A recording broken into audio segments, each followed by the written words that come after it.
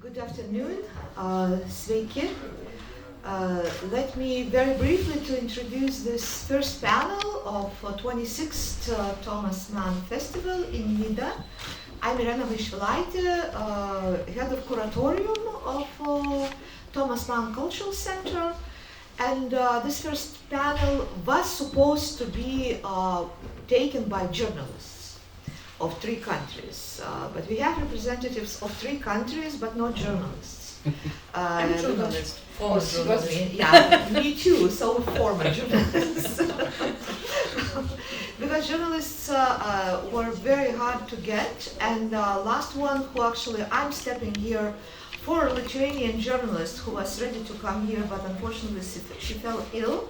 Evelina Mokšicka, who's a very good reporter and has extensive knowledge of migration in Poland and in Lithuania. She's a Lithuanian working for a Lithuanian broadcaster, a national broadcaster, and so I will be using some of her lines that she forwarded, not just my personal knowledge.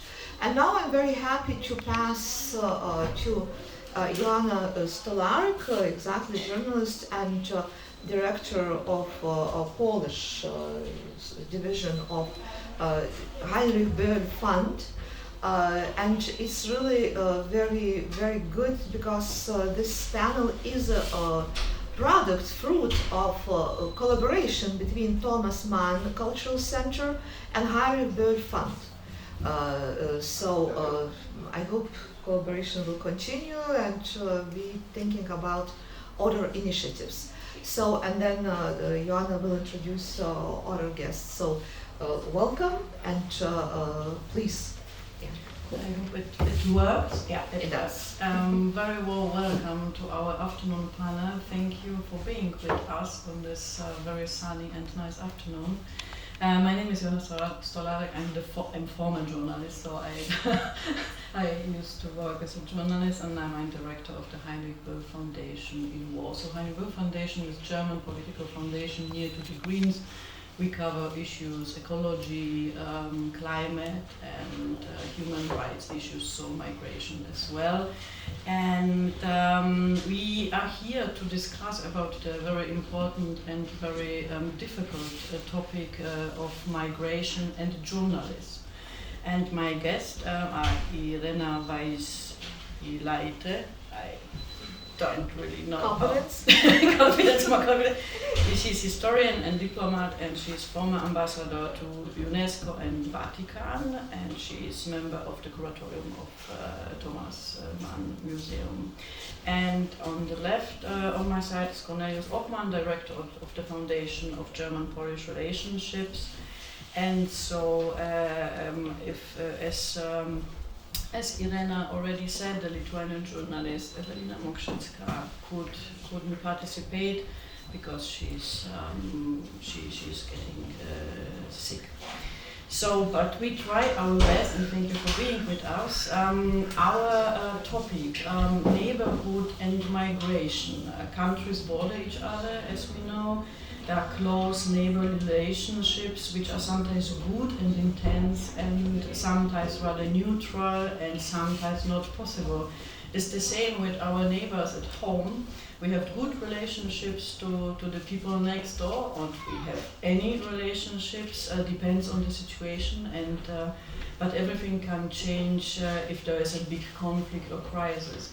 So the situation what we now have after the Russian invasion of Ukraine and the situation on the Belarusian border with Poland and Lithuania is very heavy, and this cut the relationships and changed the situation in the whole region, as we know.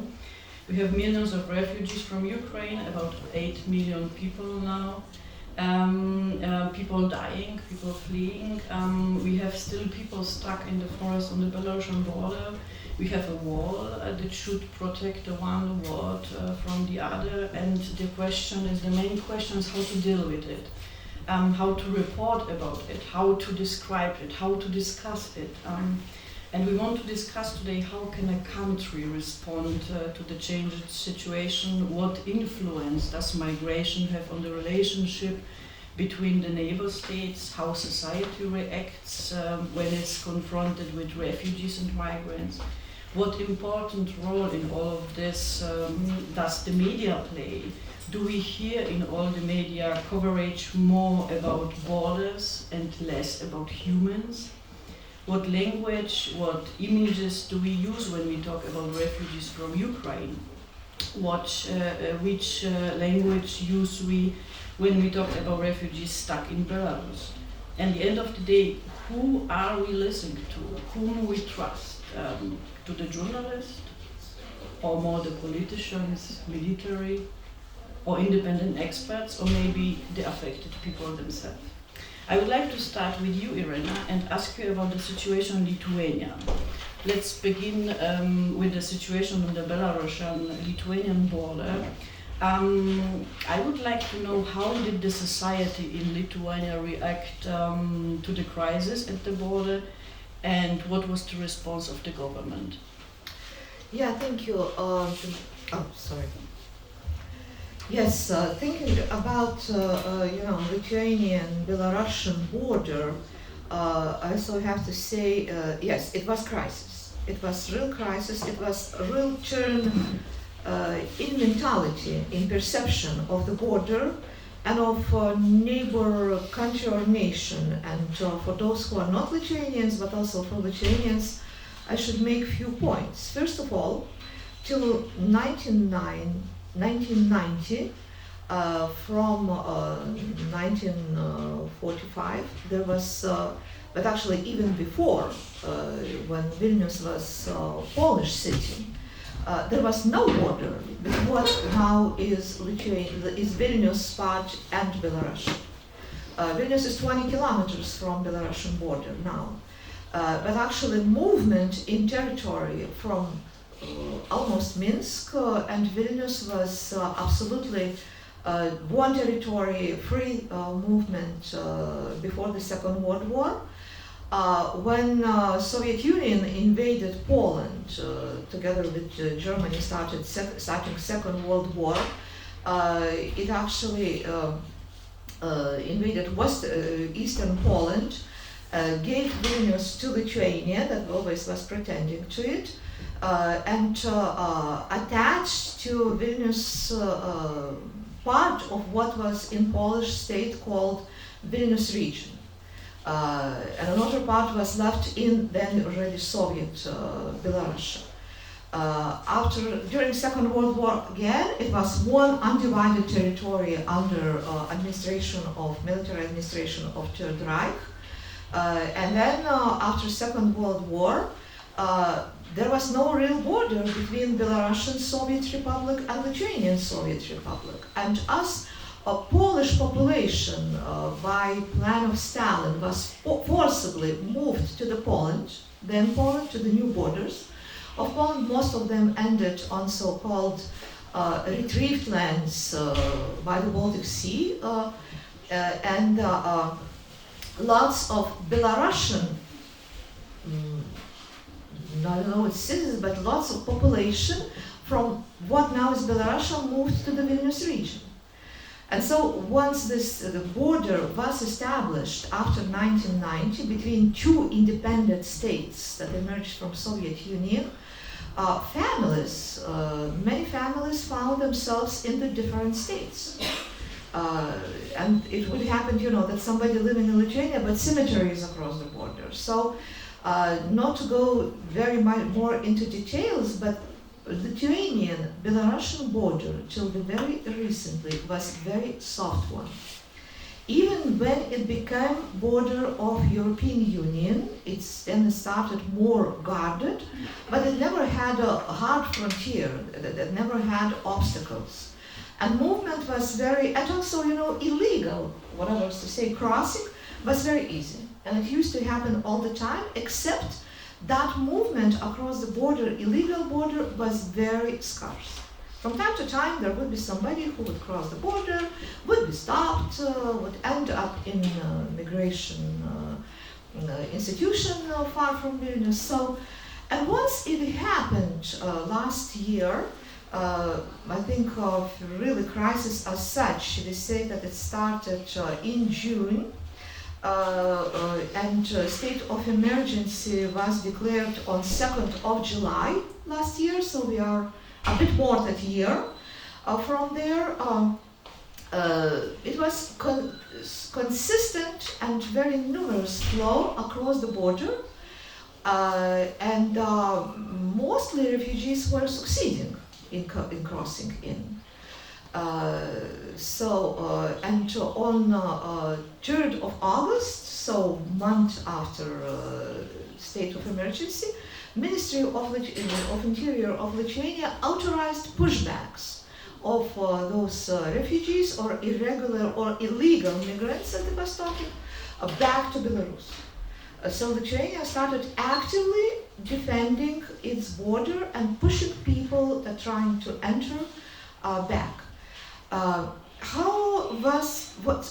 What was coming from communication? And first it was communication by government structures and institutions. Immediately it was used term hybrid war, hybrid aggression, that refugees are weaponized by Belarusian state, and that was coming from observation that they are accompanied to the border. Once border defense and then army was involved, are pushing back that Belarusian military or whatever, let's say, force structures are trying to push them back. It became kind of, like a bit ping pong and numbers were very, very, very big. I would say that since the beginning of humanitarian crisis on Lithuanian Belarusian border, about over 10,000 migrants they were not allowed to cross into Lithuania. And at the present, in Lithuania, we have 2,415 migrants from that flow that were allowed in for humanitarian reasons and whatever. Society reacted in mostly in defensive way, and the reason for that was reporting on crisis of 2015,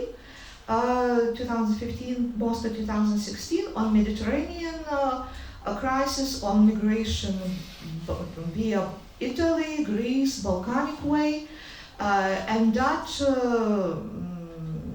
wave of migration was portrayed also by Lithuanian media and then in social media very much, I would say also under very strong Russian influence as invasion. As invasion is something that's totally foreign, menacing and so on. I would say that prevailing discourse was by conservative, extreme right groups. They totally dominated already in 2015. There was no migrants, no here, not allowed. Those migrants say they are terrorists, they bring in terror. It was general suspicion on those migrations, too many men, young men, and then of course it was related to terror attacks in France especially, but also in Belgium and other countries. And how prevailing that attitude was, I would say that in 2016, when Lithuania agreed under very hard regulations, negotiations also with Poland, to take in of those refugees that were in Greece or in Italy, in the refugees institutions that were, in refugees camps. I think Lithuania agreed to take about 100 refugees after very heavy negotiations, and actually putting precondition that they would be Christians. So that shows also, very, I would say mostly very hostile and as totally foreign and unacceptable phenomena of migration. So all this was triggered again in last year. We had demonstrations from communities by the Russian border. They were protesting, they were demanding defense. They also were a discourse of different religion coming in and so on. So to answer your question. And one more question, and how did the media report about the situation on the border? Media had, on one hand, difficulty because for a longer while, at the beginning, media was not allowed close to, because of the state of emergency. So media had to push hard to get information, and information was given mostly through mediation of government structures. I hardly know, I know that we're reporting, some journalists also broadcast, first of all, of course, a national broadcaster was doing that. We're talking to the people who live on the border and how they react to it, but I cannot recall one reporting what the migrants were doing. So migrants had no voice. They were mostly foreign, and absolutely I would say not human force. Later somehow a bit, and mostly through NGOs, that we have very few NGOs that deal with immigration, mostly those who are human rights NGOs generally, that were starting to try to get refugees and actually to help them, sometimes finding them in the woods on this side of the border, but direct voice of those that were, they were seen mostly as instrument and not as humans, even though, knowing personally from those that were on the border, people were telling very hard stories about somebody's coming with a sick child, but it was always mediated. But on media level, it was mediated information, not direct, and without very much progress through all year. Then maybe from the camps of refugees, when the refugees started being, those that were allowed started being redistributed. There was more information, but I would say that we probably heard more how government structures in Poland and Latvia are dealing with the same crisis, that who are the people that are trying to come. Thank you. Cornelius Obman, you are German, but you are living and working in Poland. You organize every year a German-Polish journalist gathering.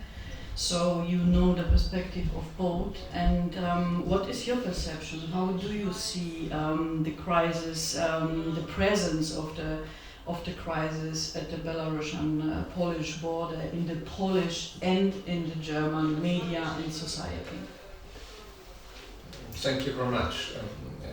First of all, I could deliver to you a discussion between Polish and German journalists because a few weeks ago we organized this annual meeting of German and Polish journalists in Görlitz and in Zgorzelec on both sides of the river at the border.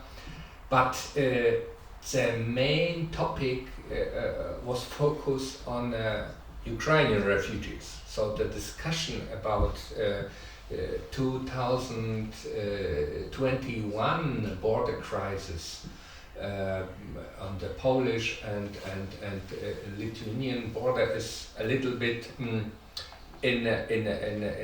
historical, because currently the discussion is dominated by Ukrainian refugees. But two different approaches.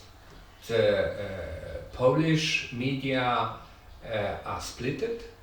The right-wing media are focused on risk on the Belarusian-Polish border, the risk created by the Belarusian government, by the regime, and with the same interpretation as you mentioned, weaponized, dehumanized refugees, and so on. And in Germany, the media focused last year especially on problems with human rights of these people. And the media the media reported about 10,000 people from Afghanistan, from Near East, from Iraq, etc.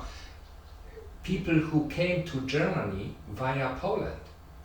So 10,000 people. So on the one hand, a very strong border regime from the Polish side, but on the other side, 10,000 people came to Germany. And the German government decided to recognize these people as asylum seekers. We have still a regulation, Schengen regulations, that refugees should stay in the first secure country. It is in Poland, but Dublin regulation. Dublin regulation. Yeah. The German journalists, especially journalists based in Poland, as TV journalists and newspaper journalists, focused on the problems in Poland, on pushbacks from the Polish side. So it created in Germany a feeling that the Polish society is very strong against refugees, and the development, and in this year with refugees from Ukraine, was a big surprise for the German society. That on the one hand, the Poles are blocking refugees from Belarus, but refugees from Near East, Afghanistan and other countries. On the other side, the Polish society is ready to recognize or to welcome millions of people from Ukraine. So it was in this year the big discussion during our journalist meeting, and a big surprise, especially for the German society, this differentiated behavior of the Polish society and of the Polish state. One more question is, do you think is the perspective of Central and Eastern Europe represented in German media? Because there's a difference, there's different perspective from German media and from Polish, Lithuanian, Slovak, etc. media. Is there a only partially. Especially, I discussed this question with a German journalist based in Poland, and they explained to me that they have a lot of problems in German media to bring this different perspective into discussion. Yeah?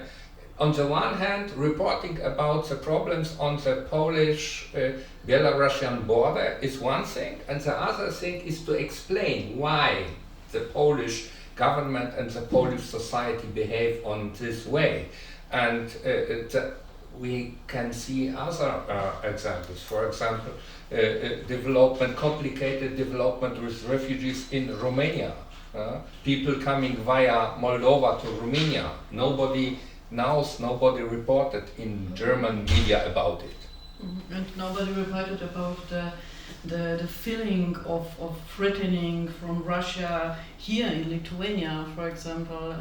There are now some news about Suwałki Gap. It's something new, something exotic for many journalists. But do you feel, Irena, is the voice of Lithuanian society represented in the international political arena?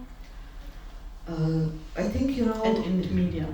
In media, it's represented better because, feeling of, I think in all Baltic states, because we are the states in European Union that were part of Soviet Union.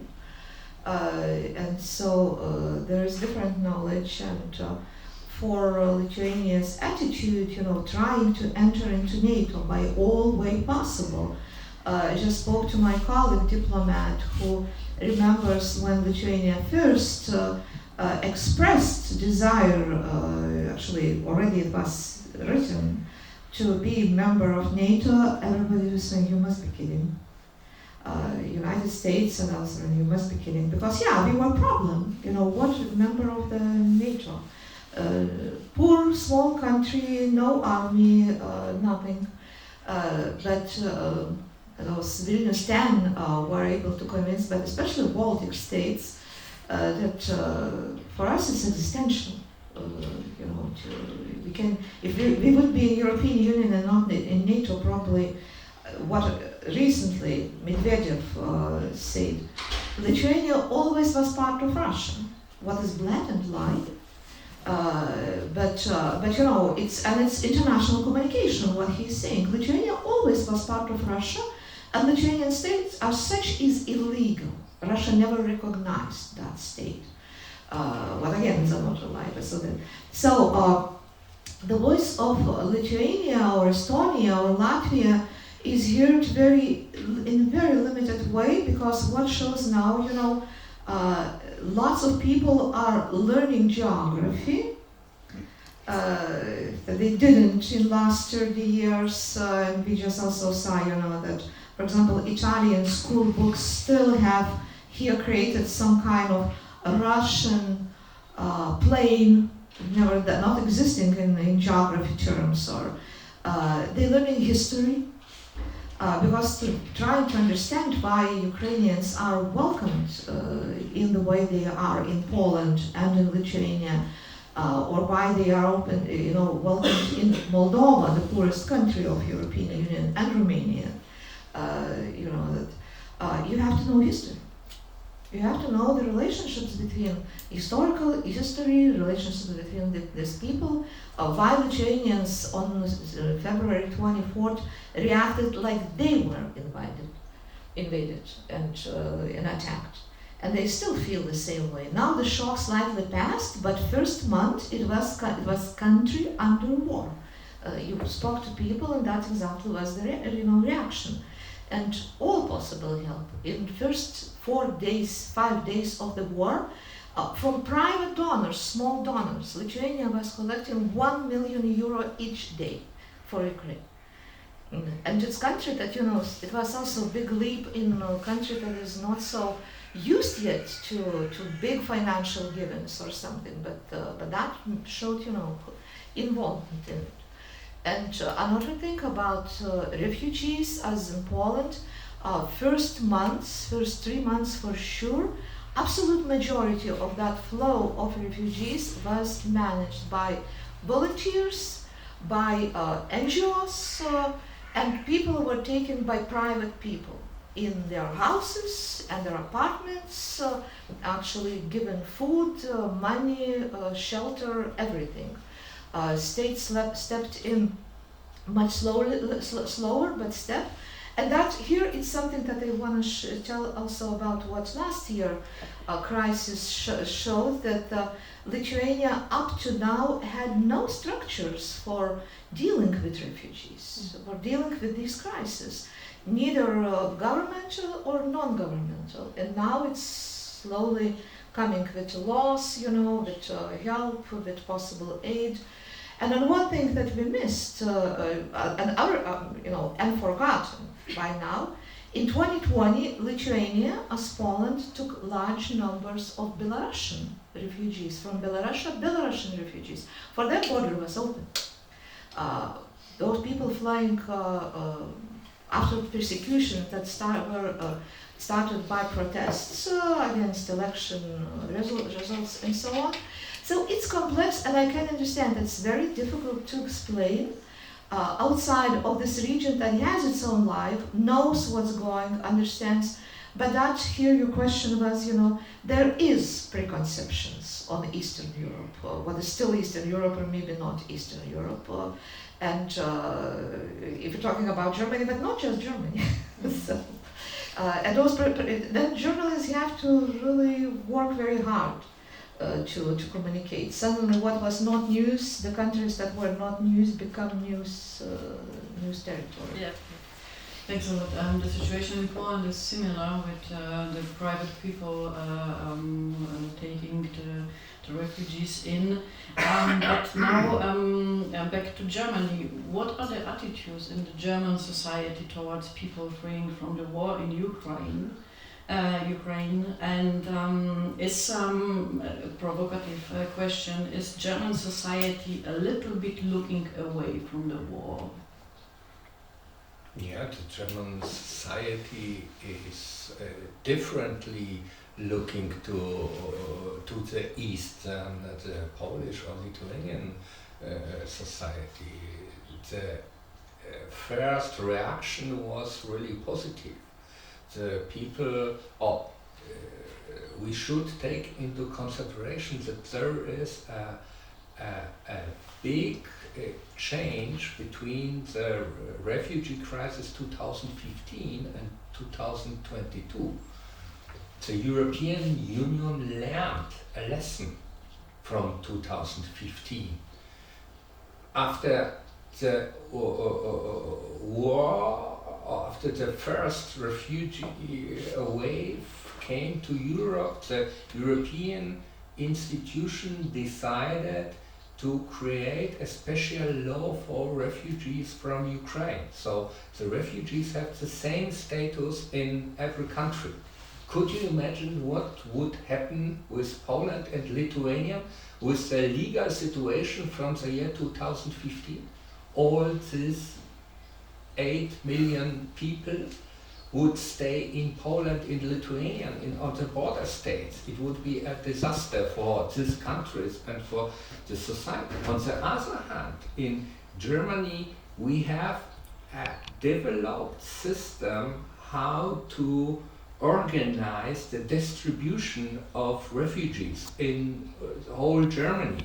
So the system is working. Of course, it's a bureaucratic system and so on, but it's working. And the current discussion in the German media about the war in Ukraine is focused on the economic problems for Germany. This morning there was a meeting of the Chancellor with leading representative of the German companies. They discussed the question how the energy crisis can influence the economic development in Germany, and it's a difference between Poland, Lithuania, where the media are full of information about the war in the Ukraine. In Germany, it's much more focused on the future result of this war. So, and what is the reason why? Why is it? It's because it's too far away. You know, it's first of all, it's far away, but I think it's a new English word, German Angst. The German society is focused on the risk of the future development. What can we expect in the winter without Russian gas? The German government and the German companies are responsible for these mistakes in the energy policy. Lithuania decided years ago to organize a gas supply outside of Russia. The Polish government the same with LNG supply from the whole world. Germany decided to cooperate and develop a cheap gas supply from Russia, and at the moment, unfortunately, we have to pay the price for this.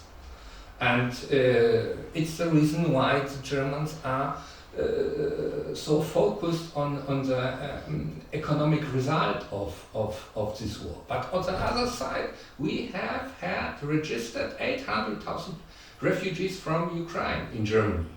And these people will get state support for the next 2 years in Germany. It's guaranteed by a special law. In different situation in Poland, where the people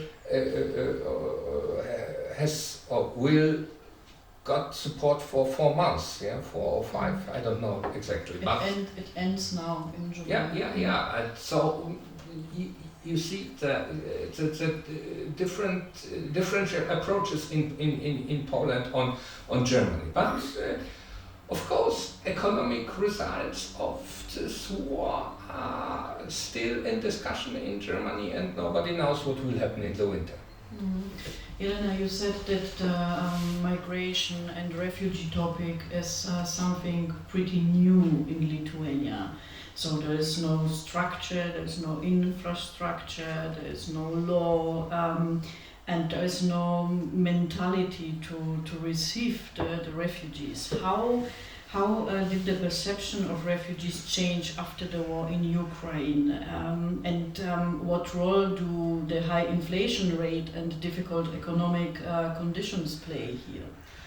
Well, the high inflation rate in Lithuania is before war. That means it does not coincide with the war. Of course, energy prices contribute even more because Lithuania was projecting that by summer, because energy prices were growing up and inflation started with the end of pandemic.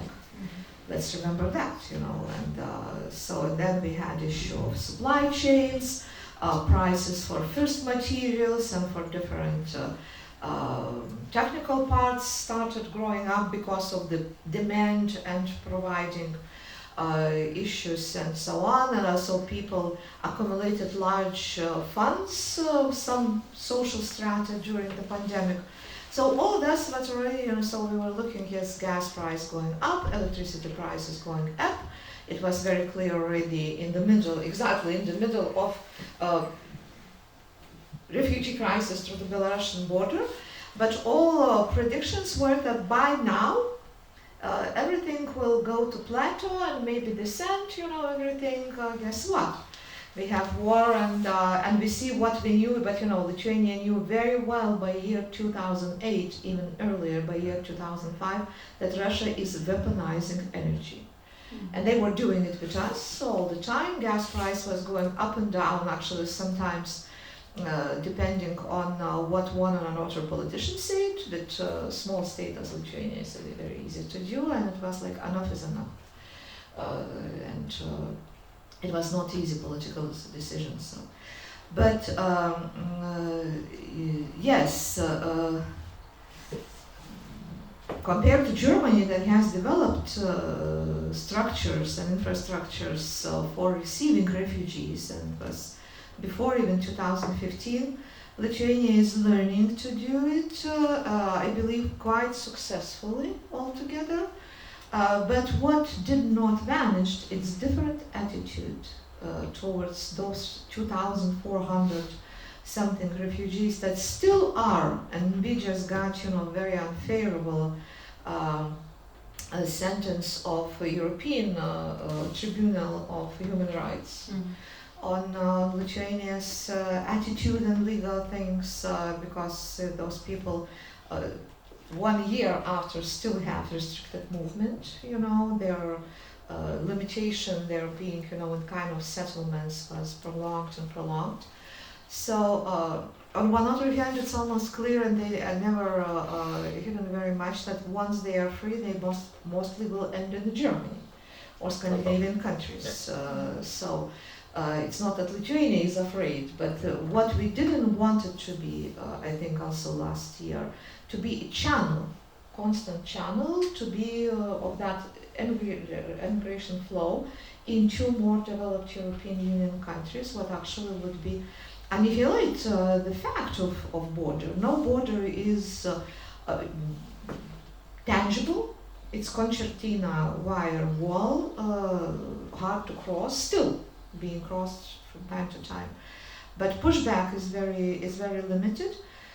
And maybe, and again, no journalists really look into it that very attentively, but through, for example, through religious organizations that started organizing education, free time, all time is free there in those refugees camps, and other things, and to talk, that means humanizing of the refugees had place during last year, and I believe seeing the real horror here in territory that we are familiar with, what is the war. I think very small numbers of Lithuanians could relay and could even remember what was reporting about Syria, for example, what was going in Aleppo. But when you see Mariupol, that was done in the same way what Russians did in Aleppo, absolutely the same technology, military and whatever. I think for some part of our population kind of clings that those people are escaping that reality that is close and is seen through human eyes, through recognizable. It's not a general phenomena, but I believe it's present there also. To understand refugee phenomena from the Near East, so from Asia, through the situation in Ukraine, that is not over. You said that Lithuania became to be channel for migration, for refugees, could become a channel. What do you think? How does it impact the relationships with the neighbor countries, with Belarus and with Ukraine and with Poland and with the other Baltic states? Well, Ukraine is not our neighbor. I know the geography, but it's not so far away. Yeah, no, but another thing, Ukraine is part of our historical state. It's very strong.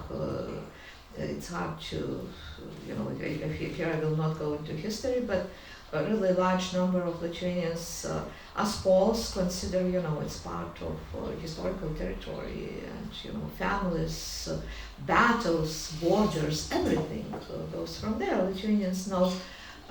Actually, my generation knew it naturally because it was the same Soviet Union. But for example, Lviv was the most European city of all Soviet Union. Was the most, more than Vilnius. Also because no Russian was in Lviv till 1940 or 45 ever. When Lithuania was under Russian rule in 19th century, so that's a big difference. Talking about Europeans, but talking about this perception, Belarus for Lithuanians was actually good neighbor till recent.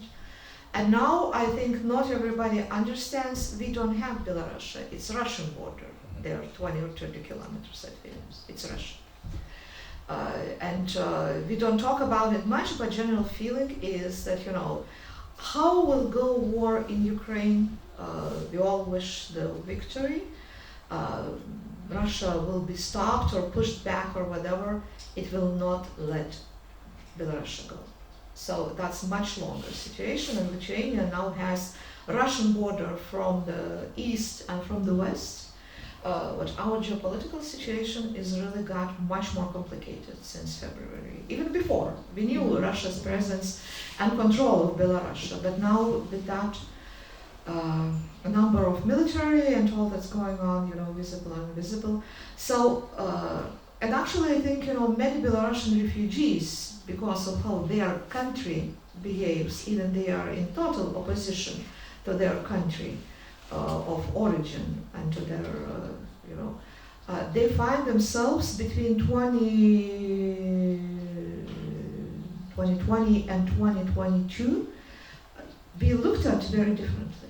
Now Belarusian passport actually is passport of the enemy, and some people who are received with open hands in Poland and in Lithuania, if they move somewhere, you have to, they know the different attitude, unless, people don't know you personally.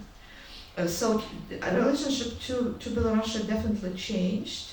And with Poland, as Ukraine has historical issues also, not just historical ties with Ukraine on both sides, and so Lithuanians have some much lesser issues, but with Poland as well as Poles with Lithuania. I think it really forced it jumped into better understanding. We are on the same side, we collaborate, we see things the same way. So that's the result of war, into cementing the neighborhood. in that way, old historical neighborhoods. Cornelius, you are a director of the Foundation for German-Polish Relationships. How did the relationships between Poland and Germany change after the beginning of the war, after the invasion of Russia of Ukraine? So first of all, it created a new situation in the German-Polish relations, because the Polish government and the Polish expert could say, we are right. We have realized at least 2008 that Putin's Russia is going to not to start a war with Ukraine, with the West, but that Russia is not longer a partner of the West. And in Berlin, in Germany, we didn't realize it. After 2008, we continued the cooperation in energy sector with Russia. And from this point of view, the German-Polish relations are currently in a very difficult situation, because the continuation of the German dependence of energy supply created a lot of tensions. For example, the current situation that German product, a gas pump sent to Canada will come back to Russia via Germany. You can see total different reactions in Poland and in Germany. The German Zeitenwende, German Chancellor gave an excellent speech in the Bundestag, but the realization or the implementation of this Zeitenwende in the German internal policy is and was criticized in Poland by the Polish officials and by the Polish media. So it was during our journalists' meeting in Görlitz and Zgorzelec a really difficult topic, how the current German-Polish cooperation can develop under the pressure of the Russian invasion in Ukraine. And let me put another German. It's not an excuse, but I try to explain why the German politics, why the German society are arguing in this way. And I think it's a speciality, this pacifism, this re-education of the German society after Second World War created a kind of pacifism in the German society, that peace is the most important thing in the world.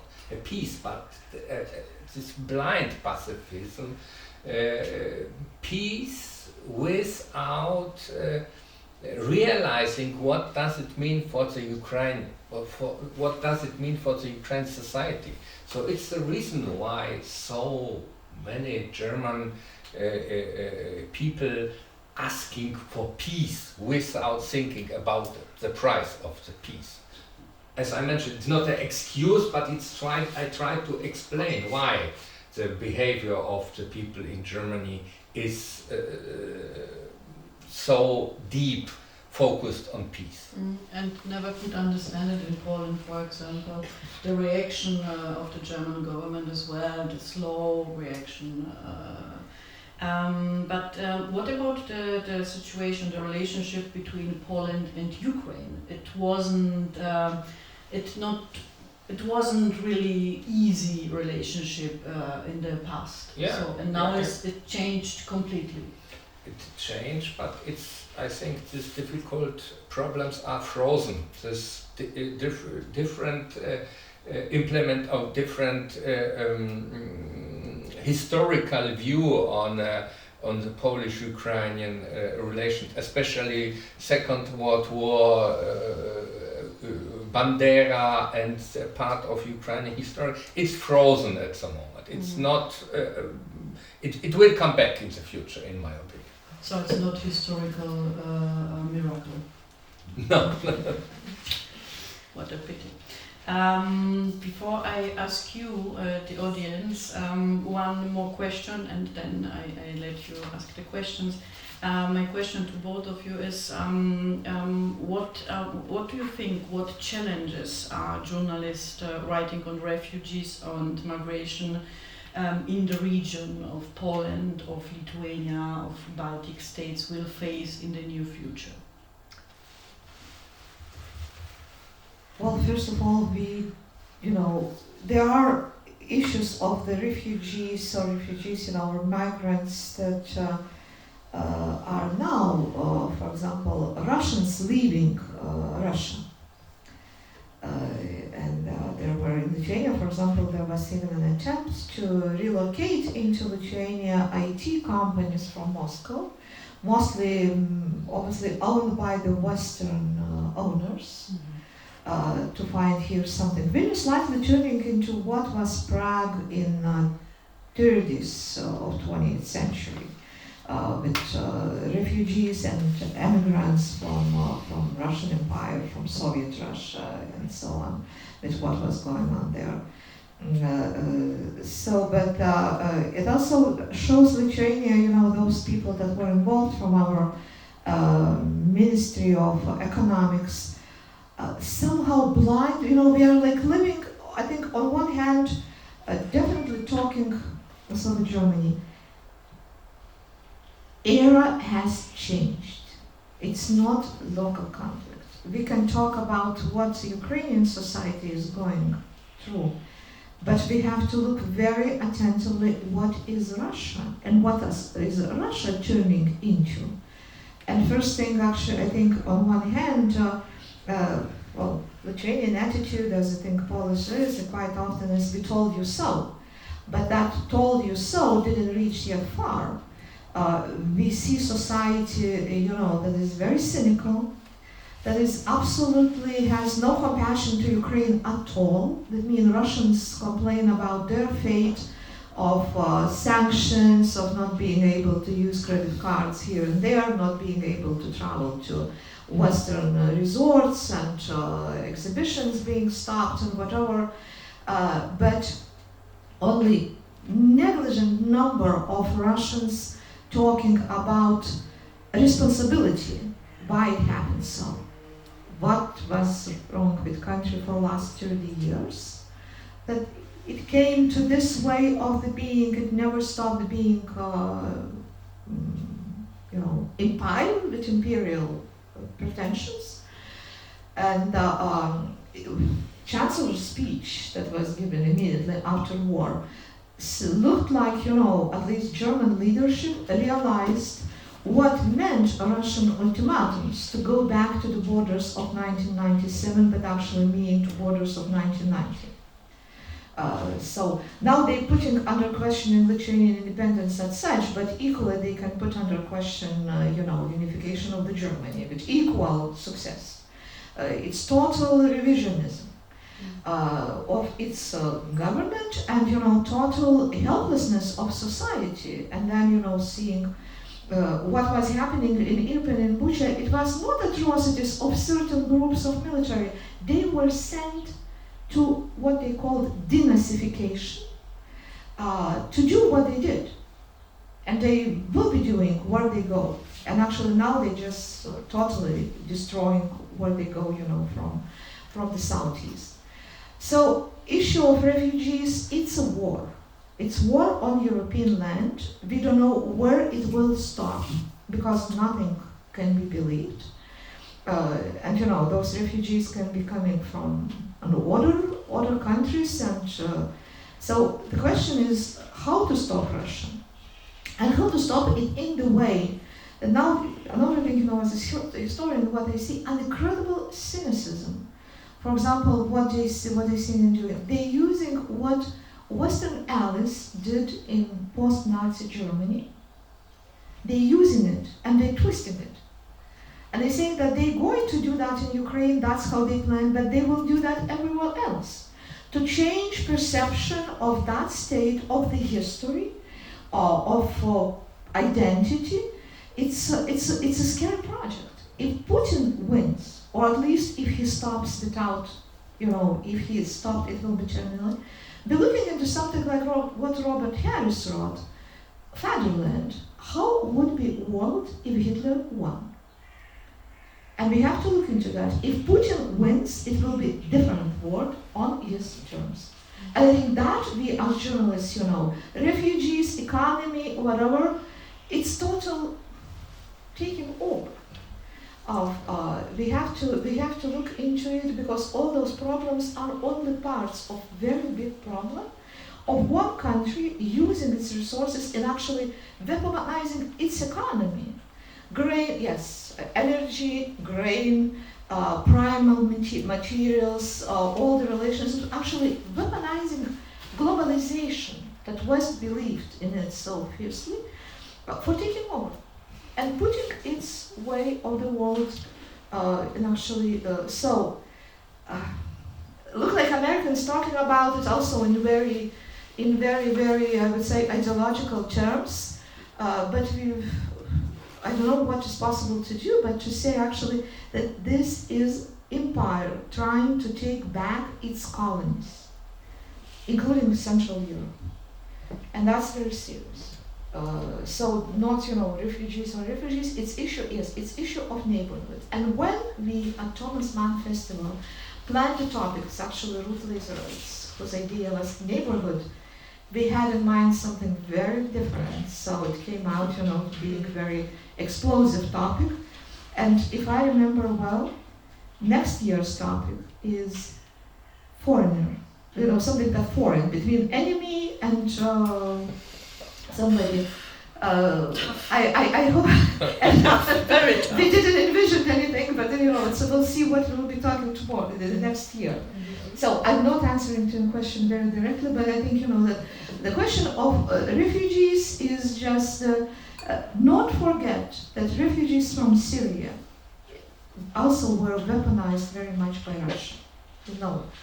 First they were created, but they were also very weaponized towards West, even to Germany. Nobody remembers that the Russians were pushing to Norwegian border from the north refugees. By the bicycles. So Lukashenko invented nothing, and we see that it can be, and it worked in certain way. So.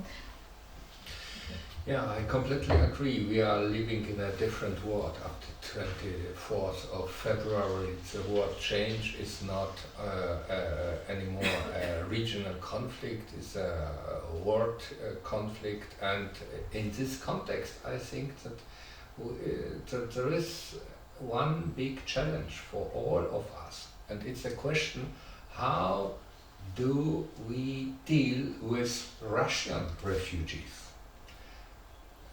As I know, since 24th of February, more than 300,000 Russians left Russia.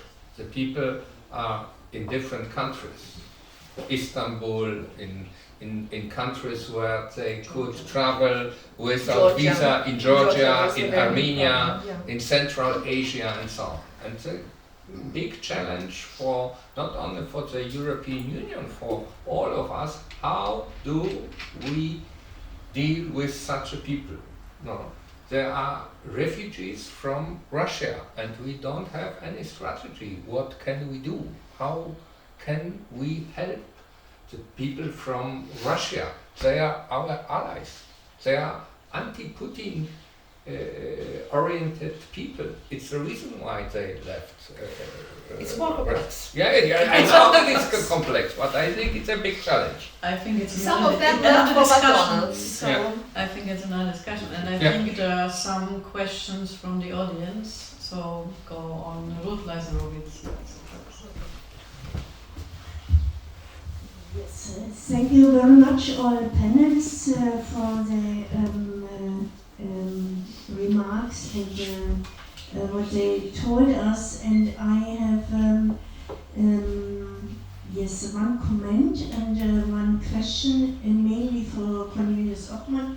And my comment is that we in Warsaw and working at the German Historical Institute made 2 years ago a program for scientific refugees from Belarus who were jailed and before, and then they had to find a new job, and we invited them to our historical institute. And now we have a program for Ukrainian scientists, and we have not only one, we have also a common second project together with Academy of Science of Poland. So there's a lot of help, and also German and Polish money is working together, but we are faced the problem that Belarusian scientists now ask if they are in the second row, and we have also question from Russian scientists who left their country. That means we have a lot of competitors, and of course I think that is also a strategy wanted by Putin. And how we will deal with this. And a little comment to this remark is we have seen in end of February the Belarusian cars in Warsaw, and each of them had a sticker with support Ukraine, so that they will show us that they are on the right side. And but coming back to the refugee crisis in last years and the German press, Cornelius, we faced very much a very simple narrative in German medias. The back Poles, they're pushing back, and we take them. And but there were a lot of NGOs and people in civic movement who helped all the refugees and went to the border, and we had only small reports about that in Germany, because I think it was very easy to take this other narrative. And first is my question, how was your impression? And my second is, did we had the same in Lithuania, Irina? And and then I stop. Thank you. Could I start directly? Yes. Unfortunately, you are right. The German media focused on pushbacks and not on the work of the Polish NGOs, which were really active in the border zone. In the Polish government created a special border area without any possibility for journalists to travel and to write or do something. But I think German TV, if I remember, it was ZDF, the second German TV program, made a longer or few days special report about NGOs in the. But you are right, in the printed media, I haven't seen any information about NGOs in Polish NGOs working on the other side. There have been several German citizens arrested in Poland because they smuggled the people from the Belarusian border to Germany, and the German media didn't report about it. The Polish media focused on these German persons who citizens. Yes. Not ethnic Germans or ethnic Germans. Well, It was the ethnic Germans. as well. Yes. Okay, But thank we you. had Lithuanians and Poles and so it's from every country there were some citizens who. Oh yeah, absolutely. Georgians were involved, Yeah, whoever you find it. yeah. It's business, and that's a different thing. It's kind of Yeah. it's not politics.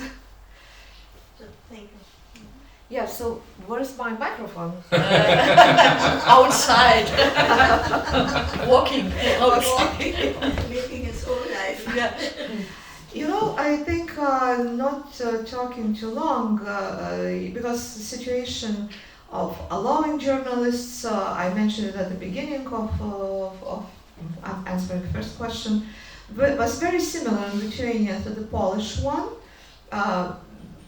Considering that Lithuanian media itself had much less experience and understanding of processes, know-how, international panorama, more interest of what's going on. So here I would just end with what Ewelina Mokrzycka observed. We need on the borders more not just journalists but editors. It's a question of editorial policies, how you formulate it. In recent media panoramics, of course, through social media, lots of things go. But of organized institutional media, it's editors that decide a lot. And editorial attention to migration process and to think, because we're talking about certain presumptions. There's also, Poland being difficult, as Hungary being difficult member on some issues of European Union, it influences media in approach and everything. Yes. So that's another thing, and what Poles quite often, I would say, talk about premeditated or presumptions of the reality is complex, and as we're living in different reality, I think it's hard work, intellectual, observation, also emotional, to look where are we. It's lots of things what was self-understanding does not work anymore. And yes, but refugees are refugees, and one thing what Lithuanian media definitely has to learn, and again it's Ewelina Mokrzycka's observations, to change language, because immigrants were mostly called illegal. It's not about legality, but as you illegal, you almost immediately are criminal. And there was really, not just weaponizing, but criminalizing migrants. That doesn't look into that. Yes, kind of absolutely not critical attitude to state decisions, that not everyone decision was good or wise. Yes, it was done under huge pressure. And our Minister of Internal Affairs just said, that border between Lithuania and Belarus is closed. I mean closed like for migrants, because there are things, for example, as I go every morning, if I go to work early, 2 buses passes by my house, Vilnius-Minsk and Vilnius-Pinsk. It's daily buses, and actually from Vilnius bus station about 5 trips go to Belarus. So border with all, with lots of stop and whatever, movement of people is still going, and it's understandable. But why we're not talking about it, that's another issue, because it's easier when things are very simple and clear. Mr. Ambassador. Thank you very much. There are a lot of questions. I would like to focus on one. One is, what is the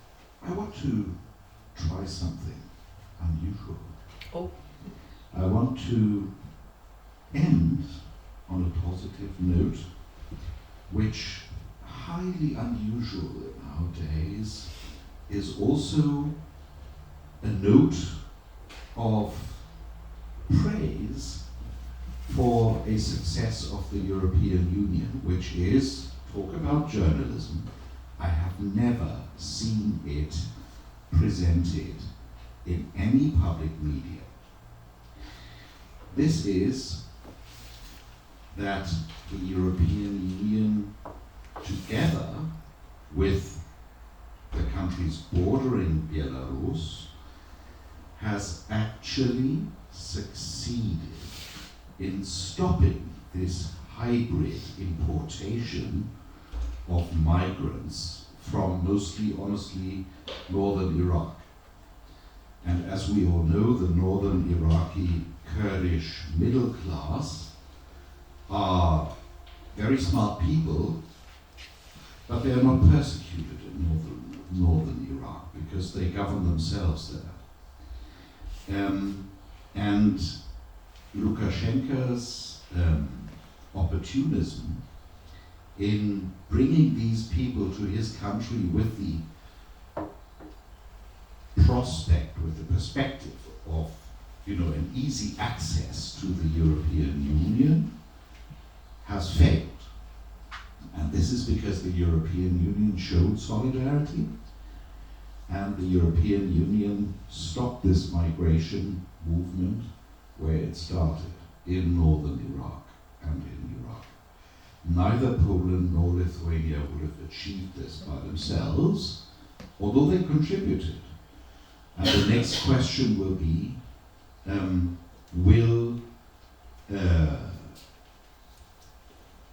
the next debate is, of course, about the role of pushbacks in this. Lithuania and Poland will both say this success of the European Union could not have been achieved without the pushbacks. And that will be an interesting debate that is certainly not my place to have an opinion on or decide, but it is a discussion of European law. And there's another thing that I just wanted to point out. There's a difference in the German government's perspective, the perception of what Poland did and what Lithuania did. Lithuania respected and followed European law by keeping these people in Lithuania. And the conditions, you can discuss about this and that, but essentially Lithuania followed European law, whereas Poland tried to keep them out, and those who did get in essentially got waved through to Germany, where Uncle Ahmed has been living since 1990 already. And that is a difference, I think, in the perception, which, however, doesn't make a big difference in the external handling of this issue. That is basically a question to the panel, put a bit long perhaps. Why is it that this is not being treated as what I clearly think it is, a success of European Union external action?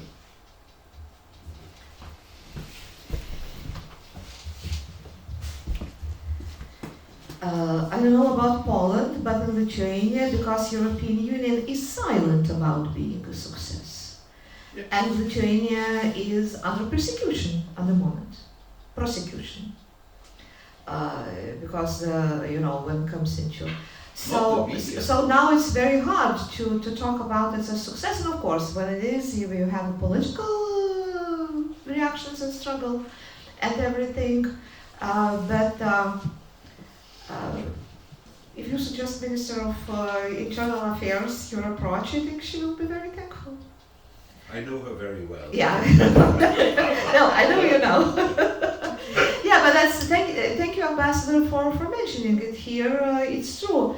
And it's true, again, forces that are so much anti-migratory, demonizing immigrants. It's true, but thinking about Kurds, and you look now into Let's mention another country, that has special relationship with Kurds, and its interest in expand area of control of Turkey into the same northern Iraq and whatever. So not necessarily those Kurds, and especially middle class, feel so safe and clear about their future. Well, that's why they want to migrate. Yeah, that's the way why they want to migrate, and because they actually not under attack or something. That's for them is very difficult to migrate in leave. Lukashenko did a trick, offered them obviously kind of seemingly legal way to do that, almost legal. But that's why, because I think our internal politics in Lithuania, politicians sure that they did the right thing, of course in important moments they really tried to play by European rules, participated also in trying to reach in Iraq and explain, but of course by ourselves we wouldn't be able to do that. But I agree, that the European Union's role is sidelined, and maybe in all the mix that we are now, it could be since becoming our anniversary could be. Maybe I will tell to Evelina Mokrzycka to talk about it. It's a As good a idea. journalist. It's a good I think the European Union, especially Brussels, is tolerated this pushbacks policy not only in Poland and Lithuania, especially in Greece and Spain, but also other Italy, Bulgaria. But because it's a big problem for the European Union. On the other side, I don't think it's a big humanitarian achievement of the European Union to leave thousands of people on the border, despite the policy or instrumentalization of Lukashenko. And I think we need a much deeper discussion about on the one hand about the human rights, and on the other side policy of the European Union. Just to avoid misunderstanding, I did not say it was a success of the European Union to let these people languish in the snow, in the forest on the Belarusian side. No. What I said was the success was to stop the flow at the source, simply by making Iraq stop the Belarusian honorary consuls in northern Iraq, in Erbil and Suleimania, from issuing visas. Yep. And that was very hard for them because they were very successful northern Iraqi Kurdish business people whose business happened to be travel. And the travel enterprise issued the visa at the same time. That's what we stopped.